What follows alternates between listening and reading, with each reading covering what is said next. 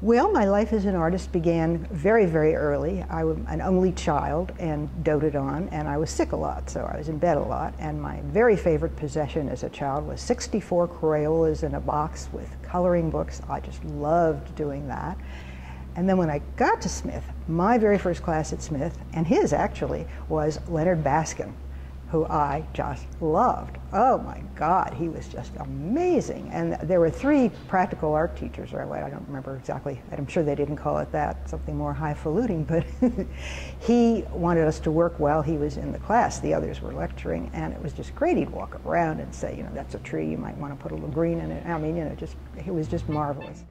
Junior year just blasted open a world to me. I could not believe it. First of all, I was a kid from Pittsburgh and had never been east of that, and I came to Smith. That was a big deal. And in Paris, of course, we were in this boarding house with a lot of kids our age, and so we had a real advantage. Instead of you know, elderly people who were taking in boarders, these were kids who went to nightclubs and plays and operas and symphonies, and they were very, very well educated. I know French people just seemed to us to be much better educated. They had 5 years of high school, and they were all university people, and they were cultured, and we'd have these intellectual discussions, at least I thought so, at the Select Cafe, Sartre's hideout, we were told. We just thought we were too sophisticated for words, discussing life itself, oh my God, and in French.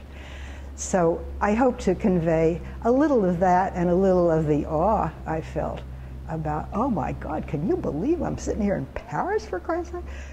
Every Sunday I would sit with my Royal typewriter. You know, we had one of those Royal typewriters with that, and the onion skin paper, and every time you hit a dotted I, it went puncturing practically through the onion skin. So it was very distinctive. I thought it was kind of Hemingway looking myself. But I would write about 10 pages or so to my parents every week, all saying, oh my God, you'll never believe what happened this week, you know, that kind of stuff.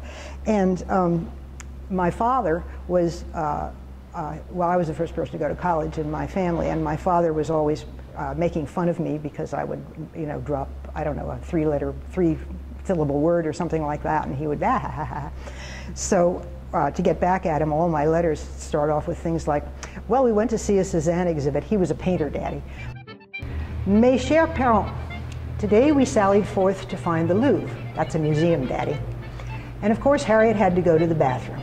So I looked around and noticed public bathrooms in the middle of the road every few blocks. So I held Harriet's coat and she went in and came right back out. They're only for men. Don't French women pee? Traffic is perilous. Drivers never slow up and pedestrians get no consideration. However, if you cross a street between the double rows of brass nail heads and you get run over, they give you a free state funeral, at least according to our chaperone, Mademoiselle Saleh.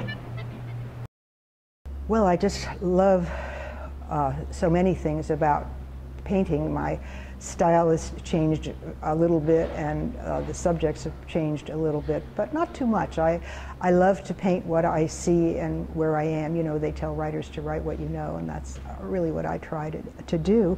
I love to paint people my age. It seems to me that we have better lines in our faces and more expressions.